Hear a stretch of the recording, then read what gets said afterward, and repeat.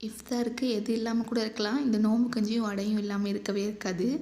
அந்த மாதிரி ஒரு சூப்பரான பருப்பு வடை கூட நோம்பு கஞ்சி மிக்ஸ் பண்ணி சாப்பிட்றதுக்கு அவ்வளோ சூப்பராக இருக்கும். நீங்கள் எப்படி சாப்பிடுவீங்கன்னு மறக்காமல் கமெண்ட் பண்ணுங்கள். வாங்க எப்படி செய்கிறதுன்னு பார்த்துடலாம். 75 கிராம் கடலைப்பருப்பு, 25 கிராம் துவரம் பருப்பு நல்லா ஊற வச்சுருந்தேன். அதை மிக்ஸி ஜாரில் ஆட் பண்ணிவிட்டு ஒரு கைப்பிடி வெங்காயம், 2 பச்சை மிளகா, ஒரு சின்ன துண்டு இஞ்சி, பூண்டு சேர்த்து நல்லா கொரன்னு அரைச்சி எடுத்து வச்சுக்கலாம். கட் பண்ண பெரிய வெங்காயம் 1, கொஞ்சமாக சீரகம், இதுக்கு தேவையான உப்பு, கடைசியில் கொத்தமல்லி தழை போட்டுட்டு நல்லா மிக்ஸ் பண்ணிக்கோங்க. நல்லா மிக்ஸ் பண்ணிவிட்டு ஒரு சின்ன ரவுண்டாக எடுத்து கையில் வச்சு ப்ரெஸ் பண்ணிங்கன்னா நல்லா வடை ஷேப்புக்கு வந்துடும். ஆயில் நல்லா ஹீட் பண்ணிவிட்டு கம்ப்ளீட்டாக ஸ்லோ ஃப்ளேமில் வச்சுட்டு நம்ம வடையெல்லாம் ஆட் பண்ணிடலாம்.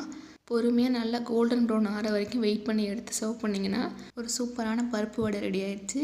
இது கூட தொட்டு சாப்பிட்றதுக்கு சட்னிலாம் தேவையில்லைங்க. நீங்கள் நோம்பு கஞ்சியோடு மிக்ஸ் பண்ணி சாப்பிட்றதுக்கு செம்ம டேஸ்ட்டாக இருக்கும்.